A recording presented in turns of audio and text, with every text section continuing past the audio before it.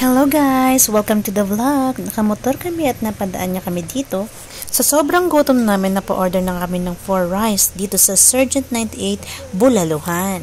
First time din namin kumain dito at ito na nga. May darating na waiter. Darating pa yung waiter. Namaltos na nga aking plato, hindi na ako makatayo. Wait natin yung waiter.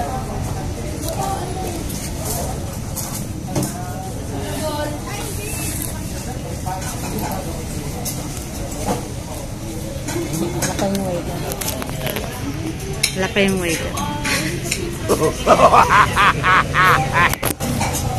Yan na yung waiter.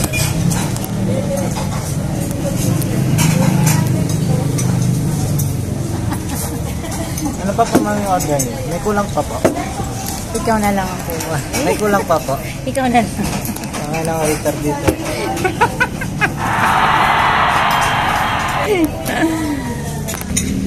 Grabe biyahe namin guys.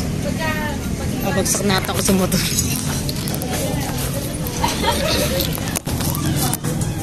At dahil bagay na bagay kay partner ng kanyang polo shirt, Yes ma'am, anything else ma'am?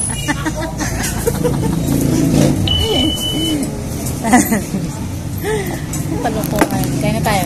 Mandarin. papipila-pilay. Ano to? Ano tawag diyan, pares? May pusang yan. Mura pa. Ano to? Paano naging go to yan? Ay no, basahin mo. Go to Bulalo. Go to Bulalo. Yan pala yun. Kasi sili ka, hindi yan? Hindi. Tapos ito, bulalo ko. Magkano tong bulalo? Magkano binili mo? Bulalo sa akin, 98, di ba? Sa'yo? Ay no, nakalagay. Go to Bulalo. 98 ang mahal naman. Ano pang kaiba? Gulay. Kain mo na, guys. Yum, yum, yum. Grabe yung rice niyo. Invisible. Invisible tawa yung may order na. Kanin niya, umaapaw. Oh. Okay, alam ko ba? Matanong ko. Actually, 3 kami, kaya tag-iisa talaga kami ng order. Charet. Nabos na. Mga guys, kaya na kami.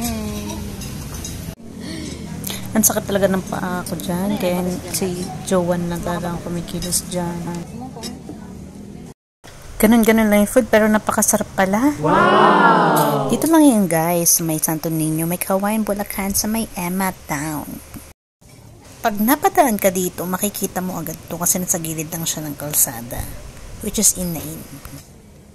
Pinupuntahan talaga siya. Actually, nung pumunta kami, papasukin pa lang yung mga tao, nakamotor mostly. May parking din sila for car, but not that so big. O, diba hindi halatang gutom si Inday? Konti lang laman. 98 lang eh. Pwede na.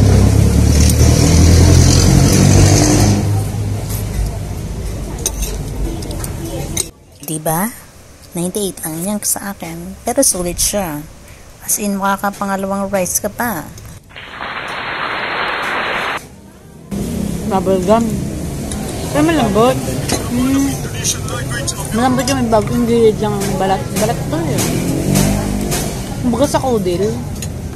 Alam mo yung kudil? Yung ano ni mama na kinikilaw.